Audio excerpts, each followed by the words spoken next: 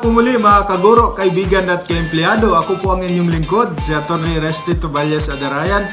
Nagpapaalala sa inyo that ignorance of the law excuses no one from compliance therewith. Kaya palagi kayong manood sa ating YouTube channel, Ang Guro, Batas at ang Bayan, para marami kayong matutunan. Come on!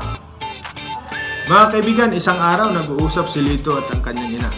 Sabi ng kanyang ina, Lito, tawagan mo yung tatay mo. Ito pa hindi mahanap. Pagkaraan ng ilang minuto, sabi ni Lito, Nay, tinawagan ko na po si tatay, pero babae po ang sumasagot. Man ang kanyang nanay, aba, sabi ko na nga ba, may babae itong ama mo eh. Ano ang sabi? Sabi po ng babae na sumagot, you have zero balance. Hindi ko na po tinapos, mukhang mata pobre.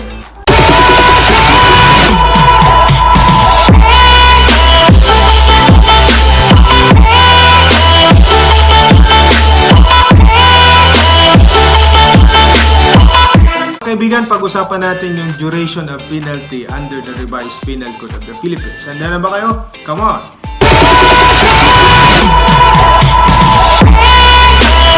What is revised penal code of the Philippines? Well, yung revised penal code of the Philippines, dito po nakapaloob karamihan sa mga krimen na pinaparusahan dito sa Pilipinas. Pero ito ay ginawa noong 1932 pa. It took effect on January 1st, 1932. Kaya hindi lahat ng mga krimen na mayroon tayo ngayon ay nakapaloob sa revised penal code. Ibang krimen ay pinaparusahan. Krimen ay pinaparusahan sa tinatawag natin special penal laws. Ginawa ng Philippine Congress. Kasi hindi nga po lahat ng krimen nabanggit sa Revised Penal Code. Revised Penal Code is Act number 3815. It is inspired by Spanish Penal Code. Usually, naririnig natin yung mga penalties is Spanish terms. Kaya yun ang ating pag-aaralan ngayon. Pinakamataas na penalty sa Pilipinas is death penalty. Kaya lang suspended ngayon yung ating death penalty. Kaya ang pinakamataas na parusa ngayon, reclusion perpetua.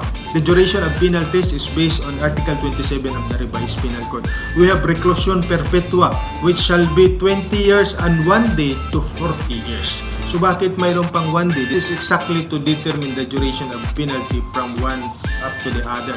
Kaya mayroon tayong 1 day. Reclusion temporal is 12 years and 1 day to 20 years.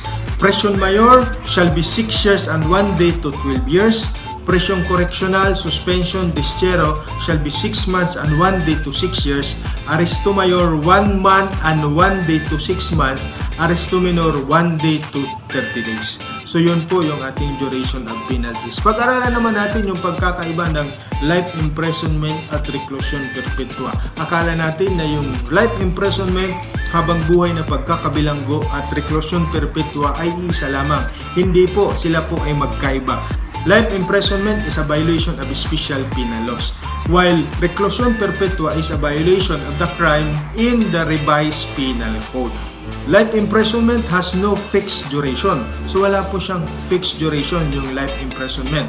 Unlike yung reclusion perpetua, mayroon siyang fixed duration from 20 years and 1 day to 40 years. Life imprisonment has no accessory penalty, while reclusion perpetua has accessory penalty. Ibig sabihin po ng accessory penalty, maliban sa pagkakakulong, mayroon ka pang kasamang ibang penalty.